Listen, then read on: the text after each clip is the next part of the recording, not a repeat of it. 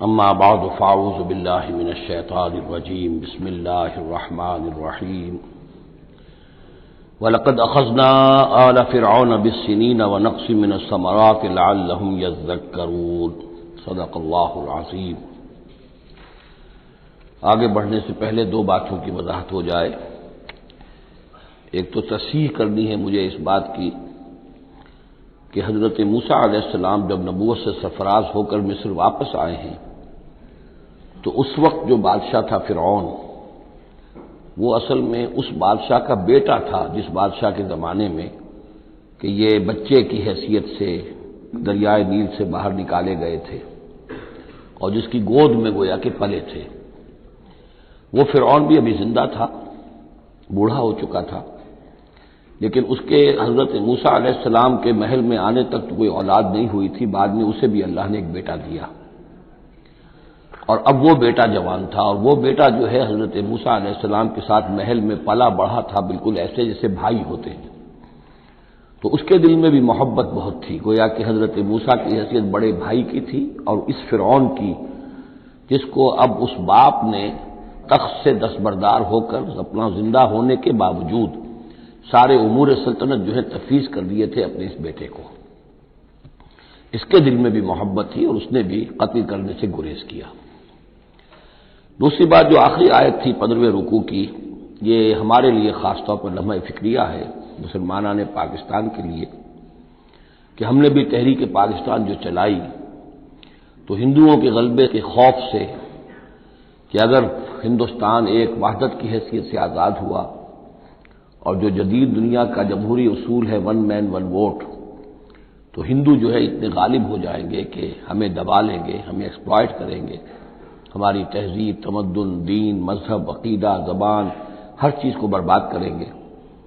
تو اللہ تعالیٰ نے ہمیں اس تحریک پاکستان میں جو بھی ہم نے کوشش کی اس میں کامیابی دی، اور بالکل یہی الفاظ وَيَسْتَخْلِفَكُمْ فِي الْأَرْضِ، اور تمہیں زمین میں طاقت عطا کرے، قوت عطا کرے، حکومت عطا کرے، فَيَنْظُرَ كَيْفَ تَعْمَلُونَ، پھر وہ دیکھے گا تم کرتے کیا ہو، تمہاری روش کیا رہتی ہے، تم پھر کیا طرز عمل اختیار کرتے ہو، تم واقعتاً اللہ کے بندے بنتے ہو اور اللہ ہی کی حکومت قائم کرتے ہو، یا یہ ہلدی کی گانٹھ جو تمہیں مل جائے تو اس کو لے کر تم پنساری بن کر بیٹھ رہتے ہو اور اپنی حکومت اور اپنی مرضی اور اپنی خواہشات کے مطابق وہ نظام وہاں کا چلاتے ہو۔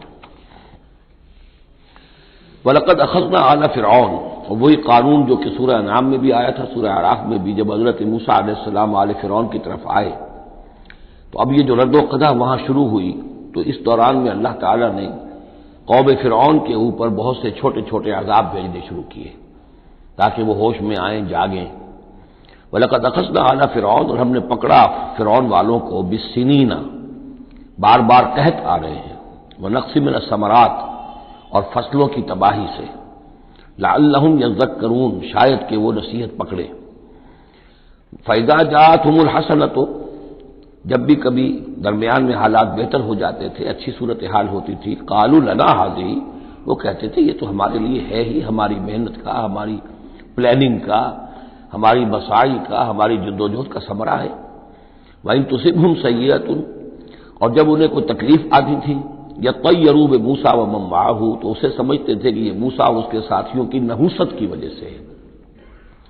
الا انما طائرهم عند اللہ، آگاہ ہو جاؤ کہ ان کی نحوست، ان کی شوبی قسمت جو ہے وہ اللہ کے ہاتھ میں ہے۔ ولکن اکثرهم لا يعلمون، لیکن ان کی اکثریت علم نہیں رکھتی، سمجھتے نہیں۔ وقالوا مهما تأتنا به من آیۃ لتسحرنا بها، اور وہ کہتے تھے بہت ہی چیلنجنگ انداز میں کہ اے موسیٰ، کہ تم اپنے جادو کے زور سے ہمارے اوپر جو جو چیزیں لا رہے ہو، جو مصیبتیں لا رہے ہو تاکہ تم ہم پر جادو کرو، فما نحن لک بمؤمنین، تو اس کے باوجود ہم ثابت قدم ہیں، صابر ہیں، ہم اپنے عقائد پر، اپنے نظام پر جمے ہوئے ہیں، ہم آپ کی بات ماننے والے نہیں ہیں۔ فارسلنا علیہم الطوفان، پھر ہم نے ان پر زیادہ بڑی مصیبتیں بھیجی، طوفان وجرادا، اور ٹڈی دل جس سے کہ فصلیں چٹ ہو گئی، القمل، اور چچڑیاں، یہ قمل ہی سے ملتی جلتی شے جو ہے کھٹمل ہے ہماری، یہ جو انسان کے لیے پسو اور جس طریقے سے کہ اس کے خون کو چوستی ہیں، والضفادع، اور مینڈک، اس کثرت سے مینڈک ہو گئے کہ جو برتن اٹھاؤ اس کے اندر سے میڈک برآمد ہو رہا ہے، اور ظاہر بات ہے کہ اس سے گھن آتی ہے، ہانڈی میں سے میڈک پھلک کر نکل رہا ہے۔ والدمع، اور خون کی بارش، آیات مفصلات، یہ ہم نے نشانیاں بھیجی وقفے وقفے سے، ساری ایک دم نہیں، ایک مرتبہ ایک نشانی ہے پھر دوسری نشانی ہے۔ فاستکبروا وکانوا قوما مجرمین، اس کے باوجود وہ استکبار پر اڑے رہے، اور وہ بڑی ہی اڑیل قوم تھے، مجرم قوم تھے۔ ولما وقع علیہم الرجس، اور جب ان پر وہ مصیبت آ جاتی تھی، یعنی یہ کہ ہوتے ہوتے اب ان کی جو اکڑ خونی ہے اس میں کم سے کم یہ کمزوری واقع ہو گئی، یہ نرمی واقع ہو گئی جو آگے آ رہی ہے۔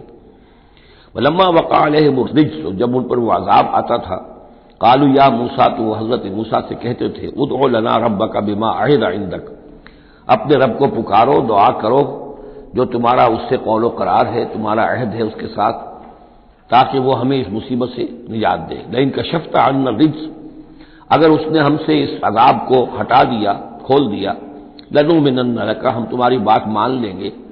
یہ ایمان کے ساتھ جب لام آتا ہے تو اس کے معنی وہ ایمان، ایک عقیدے والا ایمان نہیں ہوتا، مان لیں گے، تمہاری بات مان لیں گے۔ ایک ہے ایمان بے کے ساتھ، آمنت باللہ و ملائکتہ و کتبہ، تو با کے ساتھ جب آتا ہے پورے وثوق کے ساتھ، یقین کے ساتھ، گہرے اعتماد کے ساتھ، اور ایک ہے کسی کی بات سرسری طور پر مان لینا، تو وہ پھر ایمان لام کے ساتھ ہوتا ہے۔ لنؤمنن لک، ہم آپ کی بات مان لیں گے، ولنرسلن معک بنی اسرائیل، اور آپ کے ساتھ ہم بنی اسرائیل کو اس ملک سے جانے دیں گے۔ اصل میں وہ کیوں نہیں جانے دینا چاہتے تھے؟ اس لیے کہ ان کے لیے وہ بڑی ہی چیپ لیبر تھی، ان کے غلاموں کی حیثیت تھی، اور بڑے بڑے بھاری کام ان سے کرواتے تھے۔ احرام مصر کی تعبیر میں نہ معلوم کتنے اسرائیلیوں کی ہڈیاں جو ہیں وہ دفن ہیں، بڑی بڑی چٹانیں جو ہیں وہ جب اوپر کھینچی جاتی تھی، یعنی کوئی گرتی تھی تو ان کے 20 نہیں سینکڑوں جو ہے اس کے اندر پس جاتے تھے۔ تو ظاہر بات ہے کہ وہ چیپ لیبر جو انہیں ملی ہوئی تھی اس کو چھوڑنے کے لیے آسانی سے وہ تیار نہیں تھے، اس حوالے سے انہیں یہ شاخ گزر رہا تھا۔ ورنہ ظاہر بات ہے وہ بھی جانتے تھے کہ یہ ہمارے اس ملک کے رہنے والے نہیں ہیں، یہ فلسطین سے آئے تھے حضرت یوسف علیہ السلام کے زمانے میں، لیکن جیسا کہ میں نے عرض کیا آپ سے پہلے کہ ابتدا میں ان کے لیے وہاں بڑی آؤ بھگت رہی، بڑے عیش رہے، وہ پیرزادوں کی طرح ان کا احترام کیا گیا، انہیں بہترین زمینیں دی گئیں۔ جوشن کا علاقہ کہلاتا ہے، جو نیل کا ڈیلٹا ہے، جو سب سے زیادہ زرخیز علاقہ ہے، وہ ان کو دیا گیا، وہاں یہ لوگ جو زمیندار بنے۔ لیکن اس کے بعد جب وہ نیشنلسٹ ریولوشن آیا تو بات ساری جو ہے وہ الٹی ہو گئی، تو فرمایا کہ ہم بھیج دیں گے آپ کے ساتھ بنی اسرائیل کو۔ فلما کشفنا عنہم الرجس، لیکن جب ہم ان سے وہ مصیبت کو دور کر دیتے تھے، الی اجل ہم بالغوہ، ایک مدت تک کے لیے کہ جس تک وہ پہنچ جائیں، لیکن ظاہر بات ہے کہ ہر ایک چیز کے لیے ایک مدت ہے، اس کے اندر ہی وہ بات ختم ہوتی ہے۔ اذا ہم ینکثون، تو پھر وہ اپنے عہد سے پھر جاتے تھے، اپنا وہ وعدہ جو تھا وہ اس کو توڑ دیتے تھے۔ فانتقمنا منہم، اب now cutting a long story short, بس ہم نے ان سے انتقام لیا۔ فاغرقناہم فی الیم، اور ہم نے انہیں سمندر میں غرق کر دیا، بانہم کذبوا بآیاتنا، اس لیے کہ انہوں نے ہماری آیات کو جھٹلایا، وکانوا عنہا غافلین، اور یقیناً وہ ہماری ان آیات سے تغافل برتتے رہے۔ وَأَوْرَثْنَا الْقَوْمَ الَّذِينَ كَانُوا يُسْتَضْعَفُونَ مَشَارِقَ الْأَرْضِ وَمَغَارِبَهَا الَّتِي بَارَكْنَا فِيهَا، اور وارث بنا دیا ہم نے اس زمین کے مشرق و مغرب کا جس کو کہ ہم نے بابرکت بنایا ہے۔ یہاں میں مشارق الارض آ کر ذرا بات کے سمجھنے میں مشکل ہو جاتی ہے، یہ خاص ایک ترتیب ہے رزم کے حوالے سے۔ مراد یہ ہے کہ اس زمین کا وارث بنا دیا جس زمین کو ہم نے بابرکت بنایا ہے، اس کے مشرق اور مغرب پر قبضہ دلا دیا اس قوم کو کہ جس کو دبا لیا گیا تھا۔ یہ زمین فلسطین ہے، ارض فلسطین، اس لیے کہ قرآن مجید میں بھی ہے الذی بارکنا حولہ، سبحان الذی اسری بعبدہ لیلا من المسجد الحرام الى المسجد الاقصى الذی بارکنا حولہ لنریہ من آیاتنا۔ تو یہ سرزمین فلسطین جو ہے یہ اس اعتبار سے بھی مبارک ہے کہ سینکڑوں انبیاء یہاں رہے اور دفن ہوئے، حضرت ابراہیم علیہ السلام کے بعد سے لے کر، اور یہ کہ نہ معلوم کتنے طویل عرصے تک یہ انبیاء کا مدفن بھی رہا اور ان کا مسکن بھی رہا۔ پھر یہ کہ بڑی زرخیز علاقہ بھی ہے۔ تو ہم نے اس قوم کو کانوا یستضعفون، جو دبا لیے گئے تھے مصر میں، جو دبے ہوئے تھے، پسے ہوئے تھے، ان کو وارث بنا دیا اس زمین کے مشرق اور مغرب کا، مشارق الارض و مغاربها التی بارکنا فیہا، جس میں ہم نے برکتیں رکھی ہیں۔ وتمت کلمۃ ربک الحسنی علی بنی اسرائیل، اور تیرے رب کی اچھی بات، اچھا وعدہ بنی اسرائیل کے حق میں پورا ہو گیا، بما صبروا، جو صبر انہوں نے کیا، یعنی جو بھی سختیاں آئیں حضرت موسیٰ علیہ السلام کے ساتھ، جو بھی لوگ ان میں سے ایمان لائے تھے، انہوں نے واقعتاً ثابت قدمی دکھائی، اور یہ کہ وہ صبر کی وجہ سے اللہ تعالیٰ کا وعدہ ان پر پورا ہوا۔ وَدَمَّرْنَا مَا كَانَ يَصْنَعُ فِرْعَوْنُ وَقَوْمُهُ، اور ہم نے تباہ و برباد کر دیا جو کچھ کے بنایا تھا فرعون نے اور اس کی قوم نے، وَمَا كَانُوا يَعْرِشُونَ، اور جو وہ اونچے اونچے کرتے تھے، محل بناتے تھے یا کچھ اور اونچی اونچی ٹٹیاں چڑھاتے تھے اپنی انگوروں کی بیلوں کے لیے، ان سب کو ہم نے جو ہے ختم کر کے رکھ دیا۔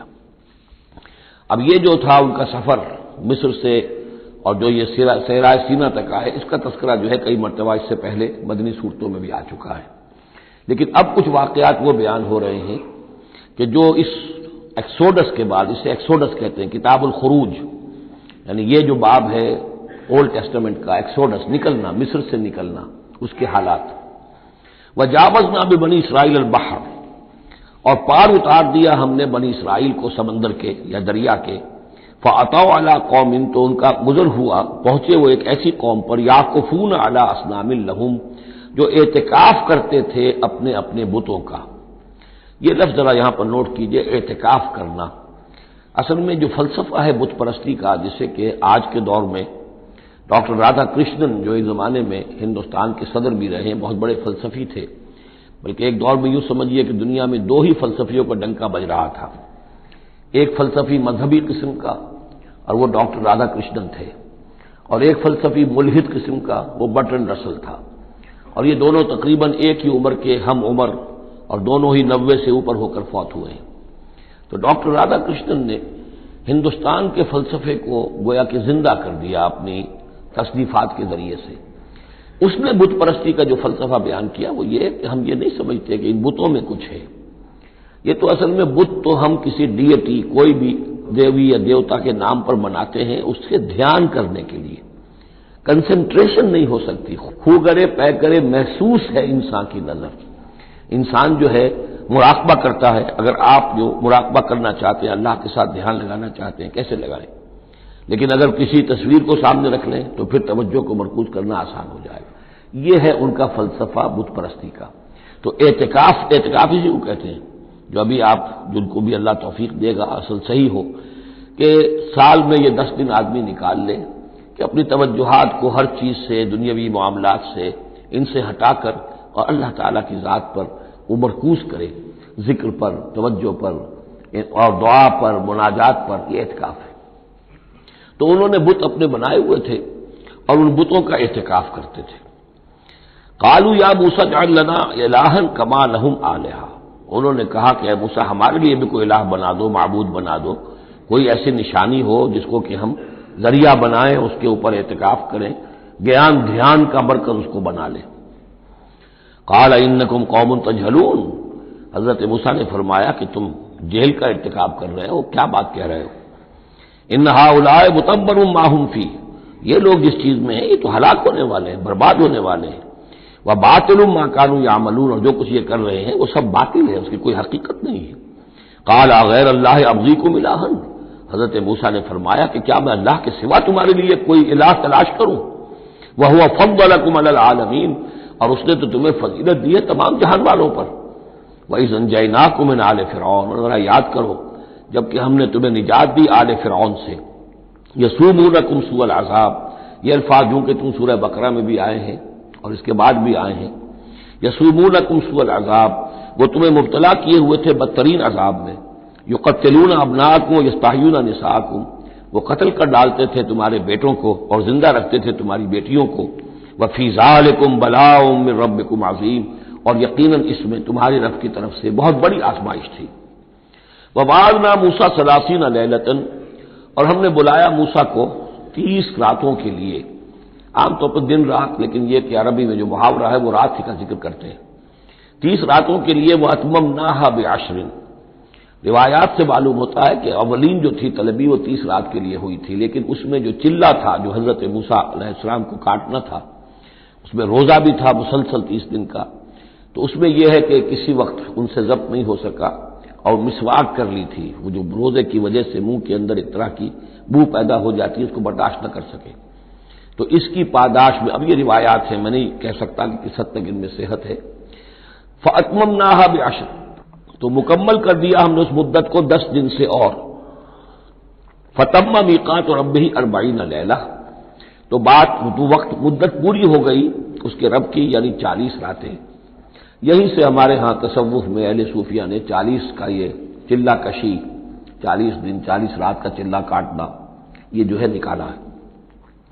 وقال موسیٰ لأخیہ ہارون، اور کہا موسیٰ نے اپنے بھائی ہارون سے علیہ السلام، اخلفنی فی قومی، آپ میری نیابت کیجئے میری قوم میں جا رہا ہوں، مجھے اللہ تعالیٰ نے طلب فرمایا کوہ طور پر، واصلح، اور دیکھیے اصلاح کرتے رہیے، ولا تتبع سبیل المفسدین، اور فساد مچانے والوں کے راستے کی پیروی نہ کیجیے گا۔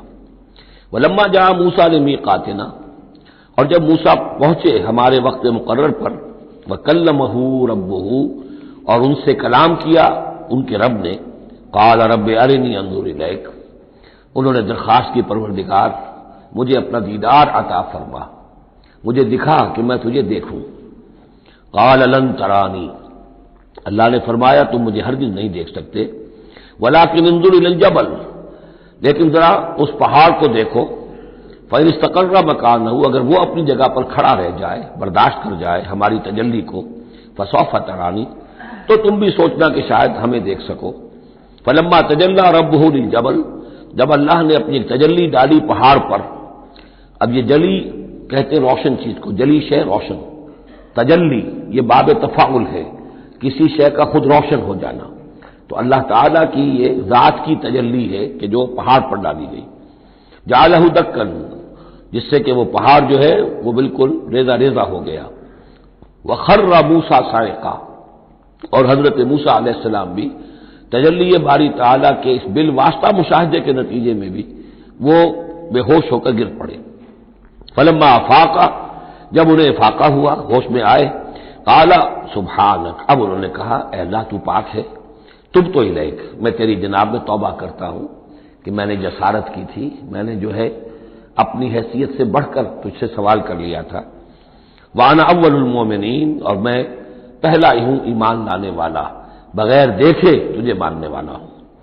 قال یا موسیٰ انی اصطفیتک علی الناس برسالاتی، اللہ نے فرمایا موسیٰ میں نے تمہیں چن لیا ہے لوگوں پر، تمام انسانوں میں سے تمہیں چنا ہے، پسند کیا ہے اپنے پیغام کے لیے، رسالات کے لیے، وبکلامی، اور اپنے کلام کے لیے، یہ خاص مقام ہے، امتیازی مقام ہے حضرت موسیٰ کا۔ وکلم اللہ موسیٰ تکلیما، فخذ ما آتیتک وکن من الشاکرین، تو لے لو جو میں تمہیں دے رہا ہوں اور بن جانا شکر کرنے والوں میں، یعنی یہ الواح جو ہے جو ہم دے رہے ہیں اس میں احکام لکھے ہوئے ہیں، یہ تم لے لو اور ان کا حق ادا کرو۔ وَكَتَبْنَا لَهُ فِي الْأَلْوَاحِ، اور ہم نے لکھ دیا اس کے لیے تختیوں پر، وہ پتھر کی تختیاں، مِنْ كُلِّ شَيْءٍ مَوْعِظَةً، ہر طرح کی نصیحت، وَتَفْصِيلًا لِكُلِّ شَيْءٍ، اور ہر طرح کے احکام کی تفصیل، یعنی جو بنیادی احکام ہے، موٹے موٹے احکام ہیں، یوں سمجھیے کہ وہ در حقیقت ایک طرح سے ڈینجر سگنلز ہیں۔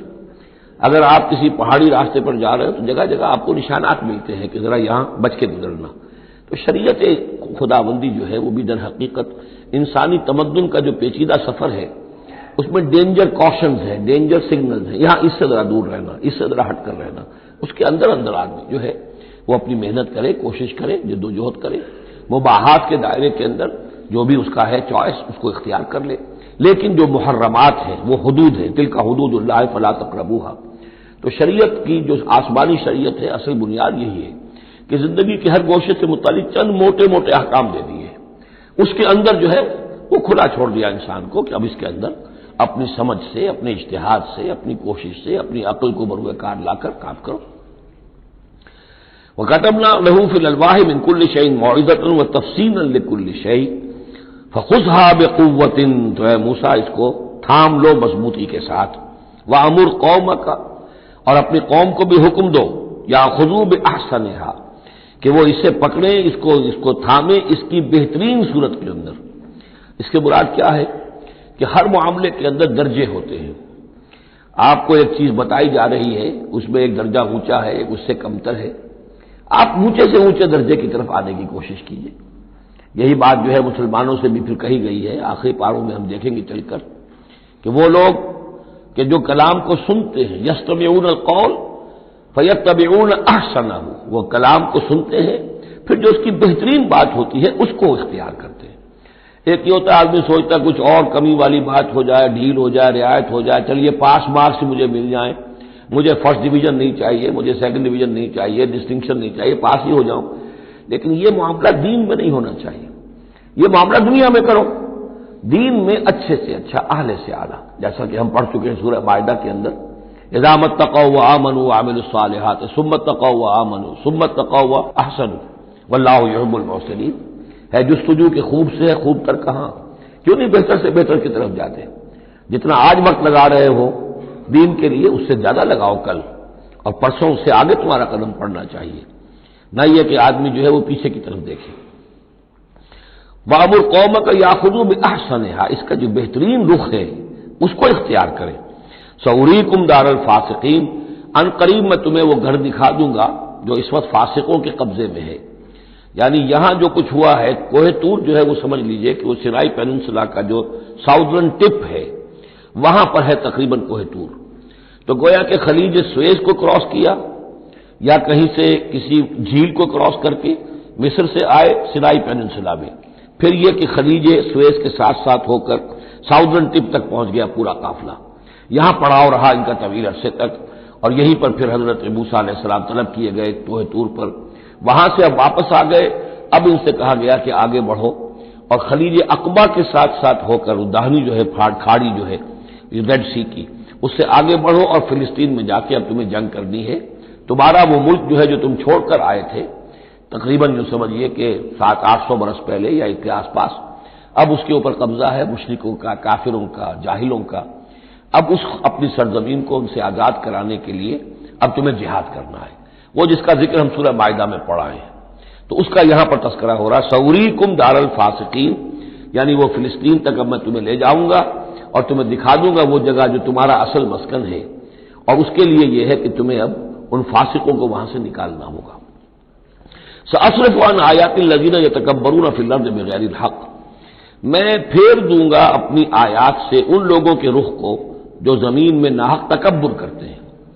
یعنی یہ خود اللہ تعالیٰ فرما رہے ہیں جن کے اندر تکبر ہے میں خود ان کا رخ پھیر دیتا ہوں.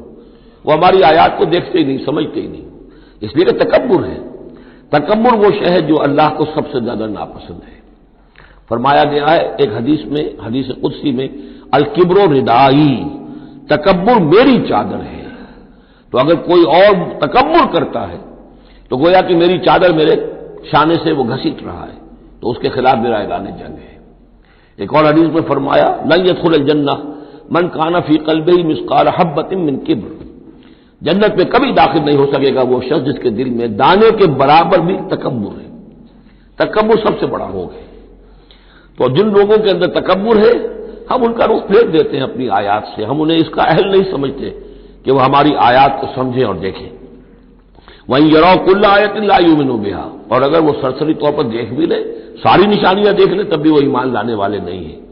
وَإِن يَرَوْا سَبِيلَ الرُّشْدِ لَا يَتَّخِذُوهُ سَبِيلًا، اور اگر وہ دیکھ بھی لے کامیابی کا اور سعادت کا اور ہدایت کا راستہ، تب بھی اس راستے کو اختیار نہیں کریں گے. وَإِن يَرَوْا سَبِيلَ الْغَيِّ يَتَّخِذُوهُ سَبِيلًا، اور جب بھی ان کے سامنے آئے گا کجی کا راستہ، ٹیڑھ کا راستہ، گمراہی کا راستہ، اسے وہ اختیار کریں گے. یعنی یہ ساری چیزیں ان کی کس وجہ سے ہیں کہ ان کے دلوں میں تکبر ہے. ذالک بانہم کذبوا بآیاتنا، اس لیے کہ انہوں نے ہماری آیات کو جھٹلایا اپنے تکبر کی بنیاد پر. وکانوا عنہا غافلین، اور اس سے تغافل برتتے رہے. والذین کذبوا بآیاتنا ولقاء الآخرۃ، اور جو لوگ بھی جھٹلائیں گے ہماری آیات کو اور آخرت کی ملاقات کو، حبطت اعمالہم، ان کے سارے اعمال حبط ہو جائیں گے. اپنی جگہ وہ بڑی نیکیاں کما رہے ہوں، جیسے کہ قریش مکہ تھے، ہم کعبے کی خادم ہیں، کعبے کی خدمت کر رہے ہیں، کعبے کو صاف رکھتے ہیں، حاجیوں کو دودھ پلاتے ہیں، پانی پلاتے ہیں، ان کے سارے عمل حق اکارت ہو جائیں گے. هل یجزون الا ما كانوا يعملون، اور ان کو نہیں دیا جائے گا بدلے میں مگر وہی کچھ جو وہ کرتے تھے. واتخذ قوم موسیٰ من بعدہ من حلیہم عجلا جسدا لہ خوار، اور بنا لیا موسیٰ کی قوم نے ان کے بعد. حضرت موسیٰ علیہ السلام جب چلے گئے کوہ طور پر تو پیچھے یہ ایک فتنہ اٹھا ہے، سامری. یہ سامری جو ہے اس نے فتنہ اٹھایا، اور جو کچھ ان لوگوں کے پاس، اسرائیلیوں کے پاس جو ان قبطیوں کے زیورات بہت سے رکھے ہوئے تھے امانتاً، وہ بھی جانتے تھے کہ یہ قوم، یہ چونکہ ابراہیم کی نسل میں سے ہے تو یہ امانت دار ہے۔ جب یہ وہاں سے چلے تو وہ سارے جو ہیں وہ زیورات بھی وہ لے کر آ گئے تھے اپنے دشمنوں کے، ان زیورات کو لے کر اس نے گلایا، آگ میں تمایا، گلایا، اور اس سے ایک بچڑے کی شکل بنائی، اور کچھ ایسی کاریگری رکھی کہ اس میں سے ہوا جب گزرتی تھی ایسے سوراخ رکھ دیے کہ اس میں سے ایسی آواز آتی تھی جیسے کہ بچڑا جو ہے وہ بول رہا ہے، اور اس نے کہا یہ ہے تمہارا خدا۔ یہ موسیٰ تو بھول گیا، موسیٰ کو مغالطہ ہو گیا، وہ کہاں گیا ہے، کس خدا سے ملنے گیا، خدا تو یہ ہے۔ اور اس میں بھی ایک اور بات دوسری جگہ پر آ جائے گی، یہاں تو نہیں ہے، کہ حضرت موسیٰ علیہ السلام اصل میں اپنے اشتیاق اور محبت اور شوق اور جذبے کی وجہ سے قبل از وقت چلے گئے تھے، جو وقت معین تھا کوہ طور پر آنے کا اس سے پہلے۔ تو اللہ نے جواب طلبی کی تھی، ما عجلک عن قومک یا موسیٰ، اے موسیٰ اپنی قوم کو چھوڑ کر پہلے کیسے آ گئے ہو؟ اور انہوں نے جواب دیا، عجلت الیک رب لترضی، پروردگار میں جلدی آیا تاکہ تو راضی ہو جائے، تو میرا شوق دیکھ، میرا اشتیاق دیکھ، تیری محبت، تجھ سے گفتگو اور کلام کی جو میرے اندر شوق ہے اس کی وجہ سے آیا ہوں۔ تو گویا کہ وہ تو شاباش کی توقع رکھتے تھے، یہاں ڈانٹ پڑ گئی۔ ما عجلک عن قومک یا موسیٰ قال عجلت الیک رب لترضی، لیکن اللہ نے فرمایا فإنا فتنا قومک من بعدک، تمہاری اس عجلت کی وجہ سے ہم تمہاری قوم کو تمہارے بعد فتنے میں ڈال چکے ہیں۔ تو جلدی خیر کے لیے بھی نہیں کرنی چاہیے، خیر کے کام کو بھی عین وقت پر سہج سہج پکے سو میٹھا ہو۔ تو اضلهم سامری نے انہیں گمراہ کر دیا ہے، وہ تذکرہ ہو رہا ہے۔ من حلیہم، زیوروں سے، عجلاً جسداً، ایک بدن سا بنایا بچڑے کا سا، لہو خوار، جس میں گائے کی سی آواز آتی تھی۔ الم یروا انہ لا یکلمہم، کیا انہوں نے یہ نہیں غور کیا کہ وہ نہ ان سے بات کر سکتا ہے، وہ گدھے کی سی یا گھوڑے کی سی یا بچڑے کی سی آواز سے تو کوئی بات نہیں بنتی۔ ولا یہدیہم سبیلا، نہ انہیں وہ کوئی راستہ بتا سکتا ہے۔ اتخذوہ وکانوا ظالمین، انہوں نے اسی کی عبادت شروع کر دی، اسے معبود بنا لیا، اور وہ تھے بہت ظالم۔ ولما سقط فی ایدیہم ورأوا انہم قد ضلوا، اور جب ان کے ہاتھوں کے طوطے اڑ گئے، پچھتاوا ہوا، یعنی ان میں سے بھی گویا کہ 3 حصوں میں قوم تقسیم ہو گئی۔ ایک قوم، بڑا حصہ قوم کا وہ رہا جو اس گناہ میں شریک نہیں ہوا، ایک حصہ وہ تھا کہ جو کچھ دیر کے لیے شریک رہا لیکن فوراً ہوش میں آ گیا بعد میں، تیسرا حصہ وہ تھا جو حضرت موسیٰ علیہ السلام کی واپسی تک اس پر اڑا رہا، جازم رہا۔ تو یہاں اس درمیانی طبقے کا ذکر ہو رہا ہے۔ ولما سقط فی ایدیہم ورأوا انہم ضلوا، جب ان کے ہاتھوں کے طوطے اڑ گئے، ان کے پچھتاوا طاری ہوا، اور انہوں نے سوچا ہم تو گمراہ ہو گئے، ہم کیا کر بیٹھے۔ قالوا لئن لم یرحمنا ربنا، انہوں نے کہا کہ اگر ہمارے رب نے ہم پر رحم نہ فرمایا، ویغفر لنا، اور اگر ہمیں بخش نہ دیا، لنکونن من الخاسرین، تو ہم تو ہو جائیں گے بہت خسارے والوں میں سے۔ ولما رجع موسیٰ الی قومہ غضبان اسفا، تو جب موسیٰ لوٹے اپنی قوم کے پاس غضبان اسفا، غضبان یہ فعلان کے وزن پر، رحمان کے وزن پر، نہایت غضبناک۔ حضرت موسیٰ علیہ السلام کا مزاج بھی جلالی تھا، پھر یہ کہ اتنی بڑی گمراہی، اور یہ اللہ تعالیٰ نے کوہ طور ہی پر بتا دیا تھا کہ تمہاری قوم پیچھے فتنے میں پڑ چکی ہے اور وہ گمراہ ہو چکی ہے۔ فإنا فتنا قومک من بعدک وأضلہ السامری، تو وہاں سے آئے ہی ہیں تو غضبناک تھے، غضبان اسفا، نہایت افسوس میں بھی اور سخت غضبناک۔ قال بئس ما خلفتمونی من بعدی، یہ خطاب حضرت ہارون سے بھی ہو سکتا ہے اور اپنی پوری قوم سے بھی ہو سکتا ہے۔ بری ہے میری نیابت جو تم نے کی ہے میرے بعد، عاجلتم امر ربکم، تم نے اپنے رب کے معاملے کے اندر جلدی کی، میرا انتظار کرتے، اگر اس نے کچھ بنا ہی دیا تھا، کوئی شوبدہ دکھایا تھا، میرے آنے تک انتظار کر لیتے، میں تمہیں بتاتا اس کی حقیقت کیا ہے۔ وَأَلْقَى الْأَلْوَاحَ، اور انہوں نے وہ جو تختیاں لے کر آئے تھے کوہ طور سے تورات والی، وہ تو ایک طرف ڈال دی۔ وَأَخَذَ بِرَأْسِ أَخِيهِ يَجُرُّهُ إِلَيْهِ، اور غضبناک ہو کر اپنے بھائی حضرت ہارون علیہ السلام کا سر کے بال پکڑ لیے اور اپنی طرف کھینچا غصے میں، یہ تم نے کیا کیا میرے پیچھے، یہ میں تمہیں خلیفہ بنا کر گیا تھا۔ قال ابن امہ، انہوں نے کہا اے میرے ماں جائے، اے میرے ماں کے بیٹے، ان القوم استضعفونی، قوم نے مجھے دبا لیا تھا، مجھے بے بس کر دیا تھا، وقادوا یقتلوننی، اور وہ تو میرے قتل پر آمادہ ہو گئے تھے، میں نے انہیں روکا، میں نے منع کیا، لیکن وہ اس درجے اس معاملے کے اندر آگے بڑھ گئے تھے، قالوا یقتلوننی، وہ تو مجھے قتل کرنے پر آمادہ تھے، فلا تشمت بی الاعداء، تو دیکھیں اب مجھ پر آپ دشمنوں کو ہنسنے کا موقع نہ دیں۔ ایک تو آپ کے پیچھے انہوں نے مجھے دبایا، میری توہین کی، مجھے قتل کرنے تک پر آمادہ ہو گئے، اب وہ دیکھیں گے کہ موسیٰ بھی آئے ہیں تو میرے بال آپ پکڑ کر کھینچ رہے ہیں اور میری توہین کر رہے ہیں، تو اس پر تو دشمن اور ہنسے گا۔ فلا تشمت بی الاعداء، شماتت اعداء یہ ہمارے ہاں پھر اردو زبان میں محاورہ ہے، ولا تجعلنی مع القوم الظالمین، اور مجھے ان ظالموں کے ساتھ نہ کر دیجئے، میں ان کے ساتھ نہیں ہوں، نہ میں نے ان کے ساتھ اتفاق کیا ہے، میں روکتا رہا، منع کرتا رہا۔ قال رب اغفر لی ولاخی، اب حضرت موسیٰ نے دعا کی اللہ سے، پروردگار بخش دے مجھے بھی اور میرے بھائی کو بھی، وادخلنا فی رحمتک، اور ہمیں داخل فرما اپنی رحمت میں، وانت ارحم الراحمین، اور یقیناً تو ہے تمام رحم کرنے والوں میں سب سے بڑھ کر رحم فرمانے والا۔ ان الذین اتخذوا العجل سینالهم غضب من ربهم، اب یہ فیصلہ انہوں نے دیا، یقیناً جن لوگوں نے اس بچڑے کو اپنا معبود بنایا، ان قریب ان پر آئے گا غضب ان کے رب کی طرف سے، گویا کہ قتل مرتد کی سزا جس کا ذکر ہم سورہ بقرہ میں پڑھ چکے ہیں، وذلۃ فی الحیات الدنیا، دنیا میں ذلت بھی آئے گی، وکذالک نجزی المفترین، اور اسی طریقے سے بہتان باندھنے والوں کو، جھوٹ گھڑنے والوں کو ہم جزا دیتے ہیں۔ والذین عملوا السیئات ثم تابوا من بعدها وآمنوا، البتہ جن لوگوں نے کچھ دیر کے لیے یہ غلط کام کیا تھا لیکن پھر وہ توبہ کر لی انہوں نے، من بعدها اس کے بعد، وآمنوا اور ایمان لے آئے، ان ربک من بعدها لغفور الرحیم، تو یقیناً اس کے بعد آپ کا رب جو ہے غفور الرحیم ہے۔ جن سے عارضی طور پر یہ بات ہو گئی تھی پھر انہوں نے توبہ کر لی، ان کے لیے تو مغفرت ہے، اللہ تعالیٰ معاف فرمائے گا، غفور الرحیم ہے۔ البتہ جو اب تک اس پر اڑے رہے ہیں ان کے لیے یہ حد جاری کی جائے گی۔ یہ بالکل ایسے ہی جیسے سورہ مائدہ میں ہم نے پڑھا ہے محاربے والی آیت میں، کہ اگر کوئی ڈاکو ہیں، راہزن ہیں، کوئی ملک کے اندر فساد مچا رہے ہیں، تو اگر اس سے پہلے کہ تم ان پر قابو پاؤ اگر وہ توبہ کر لے تو پھر ان کے لیے معاملہ اور ہوگا، پھر ان کے ساتھ نرمی بھی ہو سکتی ہے، معاف بھی کیا جا سکتا ہے، لیکن اگر قابو پا لو تو پھر ان کی سزا بہت سخت ہے، لیکن قابو پانے سے پہلے توبہ کر لے تو ان کے لیے نرمی۔ اسی طرح یہاں معاملہ ہے۔ وَلَمَّا سَكَتَ عَن مُوسَى الْغَضَبُ، جب موسیٰ کا غصہ کو ٹھنڈا پڑا، اخذ الالواح، اب انہوں نے وہ تختیاں اٹھائیں، وفی نسختها هدى ورحمۃ للذین هم لربهم یرهبون، اور اس کی تحریر میں لکھا ہوئی تھی رحمت، ہدایت بھی اور رحمت بھی ان لوگوں کے حق میں جو اپنے رب سے ڈرتے ہیں، اپنے رب کا تقوی اور خوف رکھتے ہیں۔ واختار موسیٰ قومہ 70 رجلا لمیقاتنا، اب ایک تو سزا دے دی گئی، ایک تو پرج ہو گئی، اور یہودی جو ہیں جنہوں نے کہ آخری وقت تک اس کے اوپر قائم رہے انہیں قتل کر دیا گیا۔ اب اس کے بعد ایک اجتماعی توبہ کے لیے حضرت موسیٰ علیہ السلام نے اپنی قوم کے 70 سرکردہ افراد کو لیا، واختارا، چن لیا، اختارا موسیٰ قومہ 70 رجلا لمیقاتنا، اللہ تعالیٰ ہی نے طلب فرمایا ہے، ہمارے وقت مقررہ کے لیے چن لیے موسیٰ نے اپنی قوم میں سے 70 سرکردہ افراد۔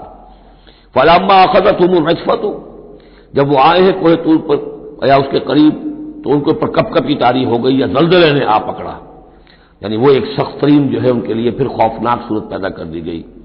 قال رب، حضرت موسیٰ نے عرض کیا پروردگار، لو شئت اہلکتہم من قبل وایایا، اگر تیری مشیت یہی تھی تو اس سے پہلے ہی ہمیں بھی ہلاک کر سکتا تھا، مجھے بھی کر سکتا تھا، انہیں بھی کر سکتا تھا، خطا کار تو ہم ہیں، غلطی ہوئی ہے، لیکن بہرحال ہم نے اتنا بڑا کفارہ بھی دے دیا ہے، اپنی قوم کے اتنے لوگوں کو اپنے ہاتھوں ذبح بھی کیا ہے، لیکن یہ کہ اگر ہلاک ہی کرنا تھا جو اس وقت شکل ہو رہی ہے تو پہلے قدم پر بھی تو ہلاک کر سکتا تھا۔ لو شئت اہلکتہم من قبل وایایا، اگر تو چاہتا تو ہلاک کر دیتا ان سب کو بھی اور مجھے بھی۔ اتہلکنا بما فعل السفہاء منا، کیا تم ہمیں ہلاک کر دے گا ہمارے کچھ بے وقوف لوگوں کی حرکت کی وجہ سے؟ ہمارے ہاں کچھ بے وقوف تھے جنہوں نے حرکت کی تھی، اور ان کی وجہ سے کیا پوری قوم کو ہلاک کر دے گا؟ ان ہی الا فتنتک، نہیں یہ تیری طرف سے ایک آزمائش ہے۔ تضل بہا من تشاء، تو گمراہ کرتا ہے اس کے ذریعے سے جس کو چاہتا ہے، وتہدی من تشاء، اور ہدایت دیتا ہے جس کو چاہتا ہے۔ انت ولینا، تو ہمارا ولی ہے، ہمارا ساتھی ہے، پشت پناہ ہے، مولا ہے۔ فاغفر لنا، بس ہمیں بخش دے، ہماری گناہ کو معاف فرما، وارحمنا، ہم پر رحم فرما، وانت خیر الغافرین، اور یقیناً تمام بخشنے والوں میں تو سب سے بہتر بخشنے والا ہے۔ واکتب لنا فی ہذہ الدنیا حسنہ وفی الآخرہ، ہمارے لیے اس دنیا کی زندگی میں بھی حسنہ لکھ دے، طے کر دے۔ اب دیکھیے یہ دعا کر رہے ہیں حضرت موسیٰ اپنی قوم کے لیے، بنی اسرائیل کے لیے، وَاکْتُبْ لَنَا فِي هَٰذِهِ الدُّنْيَا حَسَنَةً وَفِي الْآخِرَةِ، وہی الفاظ ربنا آتنا فی الدنیا حسنۃ وفی الآخرۃ حسنۃ وقنا عذاب النار۔ تو لکھ دے، طے کر دے کہ ہمارے لیے دنیا میں بھی حسنہ ہو، آخرت میں بھی۔ انا ہدنا الیک، ہم تیری جناب میں توبہ کرتے ہیں، رجوع کرتے ہیں، جو خطا ہو گئی ہے اس کا اعتراف کرتے ہوئے معافی چاہتے ہیں۔ قال عذابی اصیب بہ من اشاء، اللہ نے فرمایا جہاں تک میرے عذاب کا تعلق ہے وہ تو اس میں تو میں مبتلا کروں گا جس کو چاہوں گا۔ ورحمتی وسعت کل شیء، تم رحمت کا سوال کر رہے ہو تو ایک رحمت تو میری وہ ہے جو ہر شے کے شامل حال ہے، ہر شے کا وجود میری رحمت سے ہے، اس کا بقا میری رحمت سے ہے، اس کا تسلسل میری رحمت سے ہے۔ ایک تو رحمت عامہ ہے جو تمام مخلوقات کو شامل ہے، تمام مخلوقات جو ہے اس میں سے حصہ پا رہے ہیں۔ ورحمتی وسعت کل شیء فسأکتبھا، اب یہاں مراد ہے خاص رحمت جس کے لیے تم کہہ رہے ہو، وہ تو میں لکھ دوں گا ان لوگوں کے لیے۔ اب یہ بہت اہم مقام یہاں آ رہا ہے، وہ اپنی رحمت میں خاص کر دوں گا، لکھ دوں گا للذین یتقون، جو تقوی کی روش اختیار کریں، ویؤتون الزکاۃ، اور زکوٰۃ دیتے رہیں، والذین هم بآیاتنا یؤمنون، اور جو لوگ ہماری آیات پر ایمان پختہ رکھیں۔ الذین یتبعون الرسول النبی الامی الذی یجدونہ مکتوبا عندہم فی التوراۃ والانجیل، جو اتباع کریں گے ہمارے امی نبی کی، جس کا کو رسول بنا کر بھیجا جائے گا، رسول نبی امی کا اتباع کریں گے، الذی یجدونہ، جسے پائیں گے لکھا ہوا مکتوباً عندہم، ان کے پاس، اپنے پاس، فی التوراۃ والانجیل، کہ وہ ان کے پاس اس کی پیشن گوئیاں، اس کے حالات، اس کی علامات تورات اور انجیل دونوں میں ہوں گی۔ تو جو لوگ ان کا اتباع کریں گے، نبی امی محمد الرسول اللہ صلی اللہ علیہ وسلم امیین میں سے اٹھائے گئے، اور آپ واقعتاً اس قوم میں سے تھے جس کے پاس کوئی کتاب نہیں تھی، کوئی شریعت نہیں تھی، ویسے بھی آپ نے دنیاوی اعتبار سے کوئی تعلیم حاصل نہیں کی، دنیاوی معیار کے اعتبار سے لکھنا پڑھنا آپ نہیں جانتے تھے، تو امی تھے۔ تو رسول نبی الامی، جو پیروی کریں گے میرے اس رسول کی جو نبی امی ہوگا، جسے یہ پائیں گے الذی یجدونہ مکتوبا، لکھا ہوا، جس کی علامات اور جس کی پیشن گوئیاں، عندہم فی التوراۃ والانجیل، ان کے پاس تورات اور انجیل دونوں میں، یامرہم بالمعروف، وہ انہیں نیکی کے حکم دے گا، وینہاہم عن المنکر، اور تمام بدیوں سے روکے گا، ویحل لہم الطیبات، اور ان کے لیے تمام حلال چیزیں، پاک چیزیں حلال کر دے گا۔ یعنی جو ہم پڑھ چکے ہیں کچھ چیزیں تھیں کہ جو بنی اسرائیل پر ان کی شرارتوں کی وجہ سے بھی حرام کر دی گئی تھی، یہ تمام بندشیں اٹھا دے گا، تمام پاکیزہ چیزوں کو ان کے لیے حلال کرے گا۔ وَيُحَرِّمُ عَلَيْهِمُ الْخَبَائِثَ، اور جتنی خبیث ناپاک چیزیں ہیں انہیں حرام قرار دے گا۔ وَيَضَعُ عَنْهُمْ إِصْرَهُمْ وَالْأَغْلَالَ الَّتِي كَانَتْ عَلَيْهِمْ، اور ان سے اتار دے گا، دور کر دے گا، انہیں نجات دے گا ان کے بوجھوں سے اور ان کی ان توقوں سے کہ جو ان کے اوپر پڑے ہوئے ہوں گے۔ یعنی مختلف رسوم اور رواج، ان کے توق جو لوگ باندھ لیتے ہیں اپنے گلوں کے اندر، چاؤ چاؤ میں کچھ لوگ دولت والے جو ہیں وہ نئی نئی رسمیں ایجاد کرتے ہیں، نئے نئے تہوار ایجاد کرتے ہیں، نئی نئی جو ہیں اور تقریبات کا چرچا ہو جاتا ہے۔ غریبوں کے لیے پھر ان کو پورا کرنا پڑتا ہے، شادی بیاہ کی یہ تقریبات ہیں۔ اب جن کے پاس حرام کی دولت کے انبار جمع ہیں ان کے لیے تو اپنی دولت مندی کے اظہار کا موقع ہے، کیسے پتہ چلے گا ہم دولت مند ہیں؟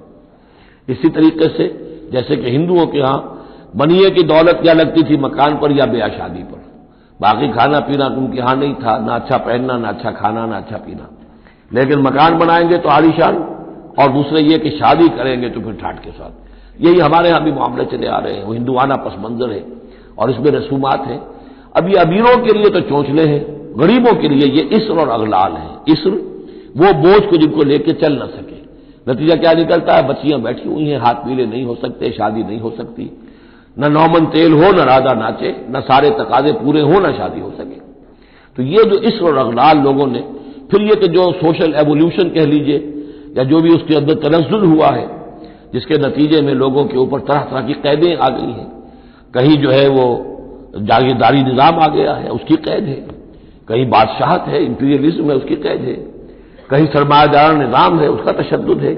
تو محمد جب آئیں گے، یہ اللہ تعالیٰ فرما رہے ہیں، ان تمام قیدوں سے نجات دلائیں گے، ان تمام بوجھوں سے نوع انسانی کو نجات دیں گے، عدل اور قسط کا نظام قائم کریں گے، وہ چاہے رسومات کی شکل میں ہو اور چاہے یہ کہ ایک نظام ظالمانہ ایکسپلائٹیٹو اگر نظام ہے، ریپریسو نظام ہے، تو اس کو ہٹا کر فالذین آمنوا بہ. اب یہ جو الفاظ آ رہے ہیں اس آیت مبارکہ کے، یہ بہت اہم ہے. اس پر میرا ایک پورا کتابچہ موجود ہے کہ جس کا عنوان ہے نبی اکرم صلی اللہ علیہ وسلم سے ہمارے تعلق کی بنیادیں. فالذین آمنوا بہ گنتی کر لیجئے، تو جو لوگ ان پر ایمان لائیں گے، پہلی شرط ہے ایمان. وعزروہ، اور ان کا ادب کریں گے. ونصروہ، اور اس کی مدد کریں گے. واتبعوا النور الذی انزل معہ، اور اس نور کی پیروی کریں گے جو ان کے ساتھ نازل کیا جائے گا. اولئک هم المفلحون، یہی لوگ ہوں گے فلاح پانے والے. اللہم ربنا اجعلنا منہم. اب یہاں تھوڑی سی وضاحت کر لیجئے. فالذین آمنوا بہ، وہ لوگ جو اس پر ایمان لائیں گے. ایمان کے دو تقاضے سمجھ لیجئے. ایک تقاضا اطاعت، لا یؤمن احدکم حتی یکون ہواہ تبعا لما جئت بہ. تم میں سے کسی شخص کا مجھ پر ایمان نہیں ہے جب تک کہ اس کی خواہش سے نفس تابع نہ ہو جائے اس کے جو میں لے کر آیا ہوں، جو احکام میں لے کر آیا ہوں. تم اگر جب ایمان رکھتے ہو کہ میں اللہ کی طرف سے لے کر آیا ہوں تو تمہیں ان کو ماننا ہے. لا یؤمن احدکم حتی یکون ہواہ تبعا لما جئت بہ. دوسرا تقاضا لا یؤمن احدکم حتی اکون احب الیہ من والدہ وولدہ والناس اجمعین. تم میں سے کوئی شخص مومن نہیں ہو سکتا جب تک کہ میں اسے محبوب تر نہ ہو جاؤں، اپنے باپ سے بھی، بیٹے سے بھی، تمام انسانوں سے. تو ایک غائب درجے میں اتباع اور اطاعت، اور دوسرے غائب درجے میں محبت محمد رسول اللہ صلی اللہ علیہ وسلم کی. یہ ایمان کے تقاضے ہیں. اب اس کا نتیجہ خود بخود نکلے گا. پھر آپ کی تعظیم ہوگی، عظمت ہوگی، آپ کا نام جہاں سنیں گے درود آپ پڑھیں گے. یہ ساری چیزیں جو ہیں، اور یہ کہ جہاں آپ کا کوئی قول آپ کو سنایا جائے فوراً زبان بند ہو جانی چاہیے. پھر یہ نہیں کہ اپنی عقل جو ہے آدمی لڑا رہا ہے. ہاں اس کی تحقیق ہو سکتی ہے کہ واقعتاً یہ حضور نے فرمایا یا نہیں فرمایا، یہ حدیث ضعیف ہے، مضبوط ہے، کیسی ہے. لیکن اس وقت خاموش ہونا ضروری ہے. جب کسی نے کہا یہ حدیث ہے، ہو سکتا ہے کہ حدیث صحیح ہو اور حضور کی طرف اس کی نسبت جو ہے وہ صحیح ہو، مضبوط ہو. لہذا فوری طور پر اپنی زبان بند کر دینا یہ ادب کا تقاضا ہے. تو آج ضرور ہو وہ نصروہ ہو، اور مدد کرے. مدد کس کام میں؟ حضور نے ذاتی تو اپنی کوئی امپائر بلڈ نہیں کی، نہ آپ نے اپنے لیے کوئی جاگیر بنائی، نہ کوئی جائیداد بنائی. کس کام کے لیے نصرت چاہیے تھی؟ اللہ کے دین کے لیے، اس کے غلبے کی جد و جہد. اس کے لیے بھیجے گئے محمد صلی اللہ علیہ وسلم. هو الذی ارسل رسولہ بالہدی ودین الحق لیظہرہ علی الدین کلہ. اور اس کے لیے پکار ہے من انصاری اللہ. یہ میرا فرض منصبی ہے، اللہ کا دین مجھے غالب کرنا ہے، یہ میری ذمہ داری ہے. کون ہے جو میرا ہاتھ بٹائے، میرا مددگار بنے؟ تو یہ میدان اب بھی کھلا ہوا ہے. دین پہلے غالب ہوا تھا، پھر مغلوب ہو گیا، اور اب تو مغلوب ہے. پوری دنیا میں کہیں بھی ہم ایک انچ زمین نہیں دکھا سکتے جہاں کہہ سکے دنیا سے، نوع انسانی سے کہ آؤ اور دیکھو یہاں یہ اصل دین موجود ہے بتمام و کمال. تو وہ مشن جو ہے محمد رسول اللہ صلی اللہ علیہ وسلم کا، وہ اب بھی زندہ ہے. لہذا اس کی مدد کرنی ہے. واتبعوا النور الذی انزل معہ. اور اس مشن کی تکمیل میں جو راستہ ہے، جو طریقہ اللہ نے بتایا ہے، وہ اس قرآن کے ذریعے سے ہے. تذکیر قرآن سے، تبلیغ قرآن کی، انذار قرآن سے، تبشیر قرآن سے، تعلیم قرآن کی. یتلو علیہم آیاتہ ویعلمہم الکتاب والحکمۃ ویزکیہم. اس کے ذریعے سے لوگوں کو کھینچو، لوگوں کو نکالو گندگیوں میں سے اور اندھیروں میں سے، لوگوں کے اندر ایمان کی شمع روشن کرو، پھر انہیں منظم کرو، جمع کرو، پھر باطل سے ٹکراؤ. فالذین آمنوا بہ وعزروہ ونصروہ واتبعوا النور الذی انزل معہ.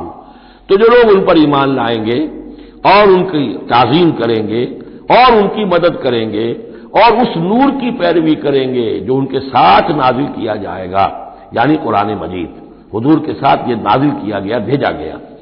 اولئک هم المفلحون، یہی لوگ ہوں گے فلاح پانے والے. اللہم ربنا اجعلنا منہم. قل یا ایھا الناس. اب ظاہر بات ہے کہ وہ لمبی بات کو اب یہاں پہ ختم کرتے ہوئے کہ اب حضور صلی اللہ علیہ وسلم تشریف لے آئے. اب یہی بات اس کے حوالے سے اب آپ سے کہا جا رہا ہے کہ اے نبی، جو خبر دی تھی اس وقت ہم نے موسیٰ کو، اور جو ہم نے کہہ دیا تھا کہ جو رحمت ہے ہماری خصوصی وہ انہی لوگوں کے لیے ہوگی تم میں سے کہ جو محمد عربی صلی اللہ علیہ وسلم پر ایمان لے آئیں گے. تو اب کہہ دیجئے ڈنکے کی چوٹ، قل یا ایھا الناس، کہہ دیجئے اے لوگوں. اور یہ پھر بہت نوٹ کرنے کے قابل ہے کہ ہم نے اب تک جتنے رسولوں کا تذکرہ سنا ہے پڑھا ہے سورہ اعراف میں، وہ یا قوم یا قوم یا قوم، اے میری قوم کے لوگوں. لیکن محمد رسول اللہ کی امتیازی شان یہ ہے کہ قوم کی طرف مبعوث نہیں ہوئے، صرف پوری نوع انسانی کی طرف. جیسے سورہ بقرہ کے تیسرے رکوع کی پہلی آیت میں نے حوالہ دیا تھا، یا ایھا الناس اعبدوا ربکم الذی خلقکم والذین من قبلکم لعلکم تتقون. تو یہ آفاقی رسالت ہے، عالمی رسالت ہے، انسانی سطح پر ہے. قل یا ایھا الناس انی رسول اللہ الیکم جمیعا، میں اللہ کا رسول ہوں تمہاری طرف، سب کی طرف. الذی لہ ملک السماوات والارض، یہ بات 5 مرتبہ قرآن میں کہی گئی ہے مختلف الفاظ میں کہ حضور کی بعثت پوری نوع انسانی کے لیے ہے، جس میں سب سے نمایاں آیت وہ ہے وما ارسلناک الا کافۃ للناس بشیرا ونذیرا، ہم نے نہیں بھیجا ہے محمد آپ کو مگر پوری نوع انسانی کے لیے بشیر اور نذیر بنا کر. باقی یہ کہ اور مختلف اسالیب میں 4 مرتبہ اور یہ بات آئی ہے کہ آپ کی بعثت جو ہے کسی خاص قوم، کسی خاص ملک، کسی خاص رنگ اور نسل کے لوگوں، کسی خاص قبیلے کی طرف نہیں ہے بلکہ پوری نوع انسانی کی طرف ہے. قل یا ایھا الناس انی رسول اللہ الیکم جمیعا الذی لہ ملک السماوات والارض، میں اس اللہ کا رسول ہوں جس کے لیے آسمان اور زمین کی بادشاہی ہے. لا الہ الا ہوا، اس کے سوا کوئی معبود نہیں. یحیی و یمیت، وہی زندہ رکھتا ہے اور وہی موت وارد کرتا ہے. فآمنوا باللہ، تو ایمان لاؤ اللہ پر، ورسولہ النبی الامی الذی، اور اس کے اس رسول پر جو نبی امی ہے اور جو یؤمن باللہ وکلماتہ، جو ایمان رکھتا ہے اللہ پر اور اس کے کلام پر، اس کے کلمات پر، اس کی باتوں پر. واتبعوہ، اور اس کی پیروی کرو، لعلکم تہتدون، تاکہ تم ہدایت پاؤ. یہ گویا کہ اعلان عام ہوا محمد رسول اللہ صلی اللہ علیہ وسلم کا کہ وہ جو بات اللہ تعالیٰ نے حضرت موسیٰ سے کہی تھی یہ اس کے مطابق میری بعثت ہوئی ہے. اور اب گویا کہ جیسا کہ میں نے آپ کو بتایا تھا یہ تمہید ہے، تیاری ہو رہی ہے چونکہ مدینے کی طرف سفر کرنا ہے. یہ صورت پہلے نازل ہو گئی ہے تاکہ وہ ذہن تیار ہو جائے اس کے لیے کہ اب یہود کے 3 بڑے بڑے قبیلے وہاں پر آباد ہیں، ان سے براہ راست ہم صاحب پیش آئے گا. ابھی تک براہ راست خطاب یہود سے نہیں ہوا، یا بنی اسرائیل سے کوئی خطاب نہیں. گفتگو ہو رہی ہے محمد رسول اللہ سے یا اہل مکہ سے یا حضور کے وساطت سے مسلمانوں سے. لیکن یہ کہ وہ باتیں ساری وہ آ رہی ہیں کہ جن کا اب محل جو ہے واضح ہو جائے گا ہجرت کے بعد. وَمِن قوم موسیٰ امۃ یہدون بالحق وبہ یعدلون، اور موسیٰ کی قوم میں یقیناً کچھ لوگ ایسے تھے، امتن ایسے لوگ تھے کہ جو حق کی ہدایت دیتے تھے. یعنی یہ تو نہیں ہو سکتا اتنے جلیل القدر پیغمبر کے کوئی بھی ساتھی نہ ہو، حواری نہ ہو، یا بڑی اکثریت ان کی جو ہے ناہنجاروں پر رہی مشتمل، لیکن بہرحال ان کے ساتھ ایک جماعت ان کے حواریین کی، ان کے ساتھیوں کی. وَمِن قوم موسیٰ امۃ یہدون بالحق وبہ یعدلون، ایسی قوم ان کے اندر رہی ہے قوم موسیٰ میں سے ایسے لوگ، ایسی جماعت جو حق ہی کی ہدایت بھی دیتے تھے اور حق ہی کے ساتھ فیصلے بھی کرتے تھے، عدل بھی کرتے تھے. وَقَطَّعْنَاهُمْ اثْنَتَيْ عَشْرَةَ أَسْبَاطًا أُمَمًا، اور ہم نے انہیں علیحدہ علیحدہ کر دیا 12 بڑی بڑی قبیلوں کی جماعت میں، اسباط امما، بار جماعتیں بن گئی علیحدہ علیحدہ، ان کی امتیں بن گئی، علیحدہ قبیلے بن گئے. کیونکہ یہ 12 بیٹے تھے حضرت یعقوب علیہ السلام کے اور ان میں سے ہر ایک سے قبیلہ چلا ہے. تو ابھی وہ انسان کا جو تمدنی ارتقاء جو ہے ابھی قبائلی دور میں تھا، لہذا اس قبائلی نظام ہی کو اللہ تعالیٰ نے ان کے لیے باقی رکھا. چنانچہ پانی بھی جب دیا تو 12 چشمے، تاکہ ہر قبیلے کا چشمہ علیحدہ ہو اور یہ آپس میں لڑے جھگڑے نہیں.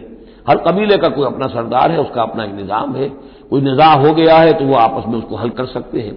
لیکن اگر بین القبائل معاملہ ہو جائے تو پھر اس کو حل کرنا جو ہے مشکل ہو جائے گا. وَأَوْحَيْنَا إِلَىٰ مُوسَىٰ إِذِ اسْتَسْقَاهُ قَوْمُهُ، اور ہم نے وحی کی موسیٰ کی طرف جب کہ پانی طلب کیا ان سے اس کی قوم نے، أَنِ اضْرِب بِعَصَاكَ الْحَجَرَ، کہ اپنے اسی عصا سے، اپنی لاٹھی سے ضرب لگائیے چٹان پر. فَانبَجَسَتْ مِنْهُ اثْنَتَا عَشْرَةَ عَيْنًا، تو اس میں سے 12 چشمے پھوٹ بہے. یہ بات ہم پڑھ چکے ہیں سورہ بقرہ میں.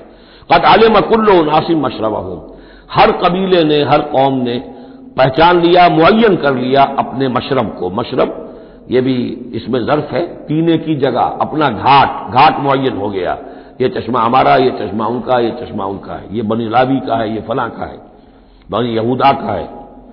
وَظَلَّلْنَا عَلَيْهِمُ الْغَمَامَ، اور ہم نے ان کے اوپر سائبان ابر کا طاری کر دیا تاکہ دھوپ سے بچیں. وَأَنزَلْنَا عَلَيْهِمُ الْمَنَّ وَالسَّلْوَىٰ، اور ہم نے ان پر من اور سلوہ کے ذریعے انہیں خوراک بہم پہنچائی. اتارا ان پر ہم نے من اور سلوہ. کلوا من طیبات ما رزقناکم، کھاؤ ان پاکیزہ چیزوں میں سے کہ جو ہم نے تمہیں رزق میں دی ہیں، وما ظلمونا، اور انہوں نے کوئی ہم پر ظلم نہیں کیا، ہم پر کیا ظلم کر سکتے تھے، ہمارا کیا بگاڑ سکتے تھے۔ پہلے بھی یہ الفاظ آئے ہیں، کہیں میں تیزی میں غلط ترجمہ کر گیا ہوں کہ ہم نے ان پر کوئی ظلم نہیں کیا، وما ظلمناہم ہوتا تو ہم نے ان پر ظلم نہیں کیا، وما ظلمونا، انہوں نے ہمارا کیا بگاڑا، ہمارا کیا بگاڑ لیں گے۔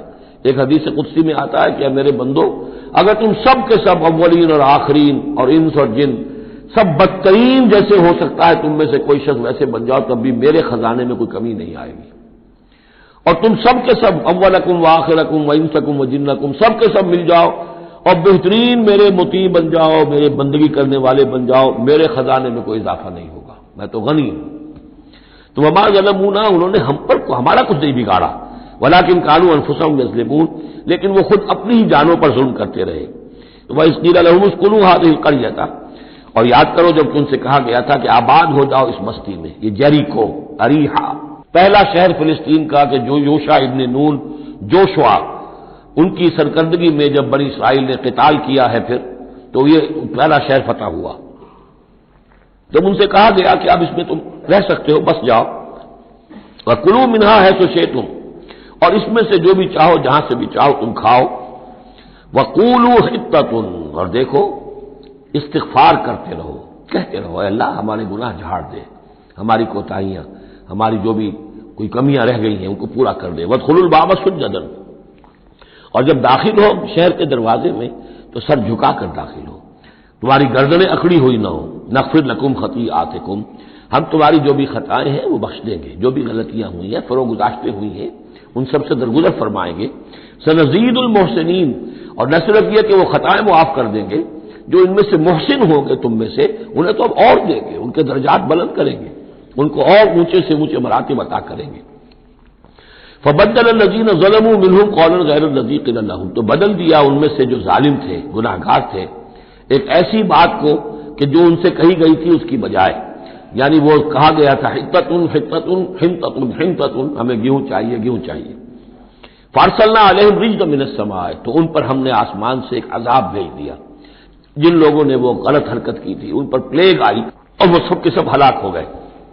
بما کانوا یظلمون، بسبب ان کے اس ظلم کے جو انہوں نے اپنے آپ پر کیا تھا۔ واسألہم عن القریۃ التی کانت حاضرۃ البحر، اور ذرا ان سے سوال کیجئے اس بستی کے بارے میں کہ جو ساحل سمندر پر تھی، حاضرۃ البحر، سمندر کے کنارے پر تھی۔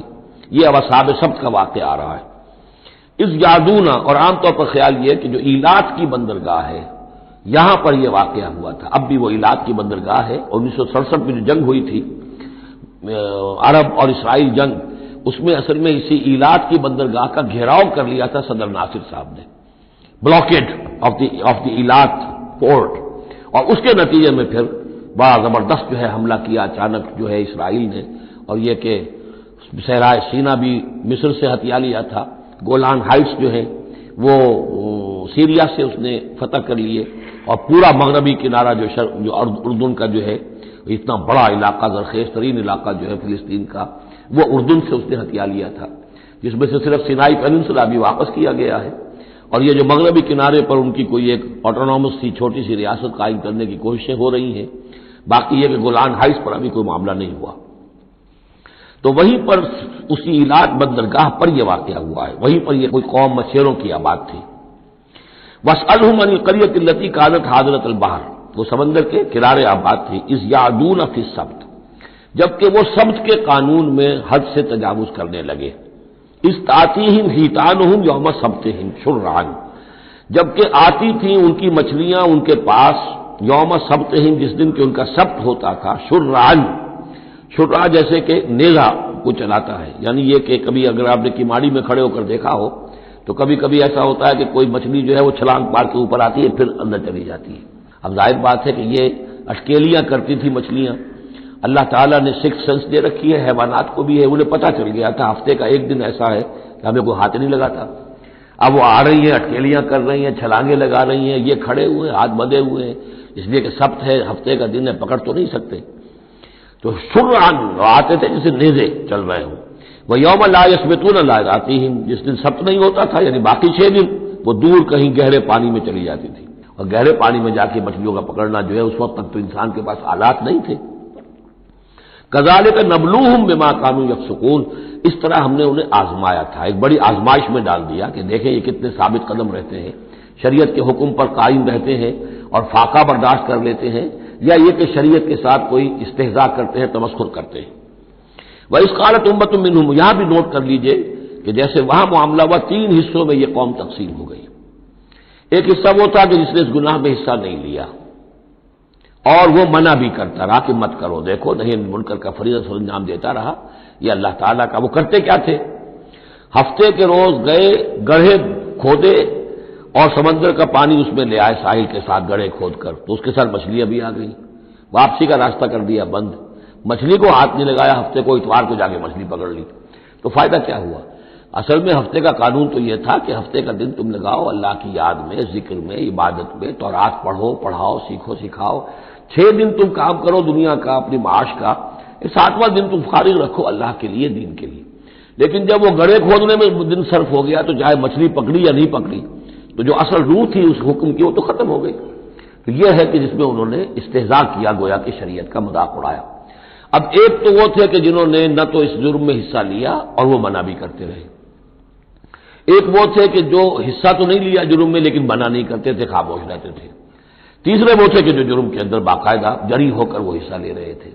تو اب جو لوگ منع کر رہے تھے ان سے انہوں نے کہا جو منع نہیں کر رہے تھے، جو خود بھی نہیں کر رہے تھے لیکن منع بھی نہیں کر رہے تھے، اذ قالت امۃ، جب کہا اس درمیانی طبقے نے، منہم ان میں سے، لم تعظون قوما اللہ مہلکہم، کیوں وعظ کر رہے ہو ان لوگوں کو، کیوں اپنے آپ کو ہلکان کرتے ہو کہہ کہہ کہ تم، اور نہی عن المنکر کا فریضہ سر انجام دے دے کے تھک گئے ہو، یہ قوم اب ماننے والی نہیں ہے، اللہ اس کو ہلاک کر کے رہے گا۔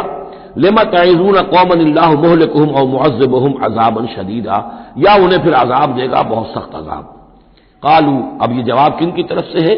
جو خود بھی بچے ہوئے تھے گناہ سے، روک بھی رہے تھے اپنی امکانی حد تک کہ خدا کے لیے باز آ جاؤ، یہ شریعت کا استہزاء نہ کرو، مذاق نہ اڑاؤ۔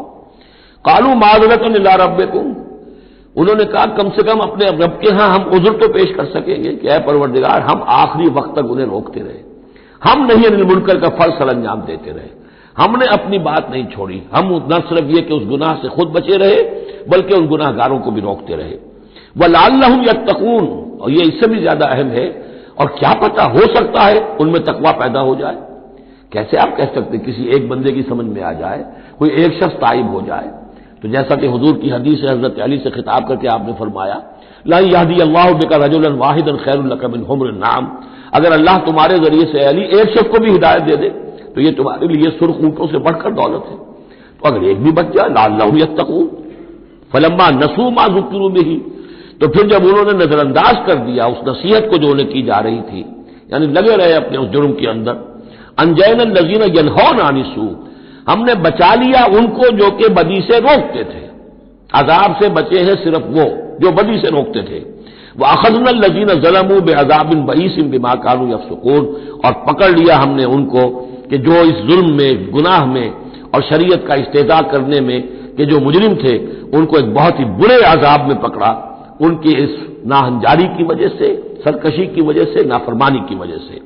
فلما آتوا عما نہوا عنہ، جب وہ بڑھ گئے، چڑھ گئے، بہت ہی آگے بڑھ گئے ان چیزوں میں جن سے ان کو روکا گیا تھا، قلنا لہم کونوا قردۃ خاسئین، تو ہم نے کہہ دیا کہ اب ہو جاؤ بندر، ذلیل بندروں کی شکل میں ان کی صورت جو ہے وہ تبدیل کر دی گئی۔ یہ ہے وہ مکمل واقعات جس کا حوالہ اس سے پہلے کئی بار آ چکا ہے۔ سب سے پہلے سورہ بقرہ میں بھی آیا تھا، اس کی تفصیل یہاں آ گئی ہے۔ بارک اللہ لی و لکم فی القرآن العظیم و نفعنی و ایاکم بالآیات والذکر الحکیم۔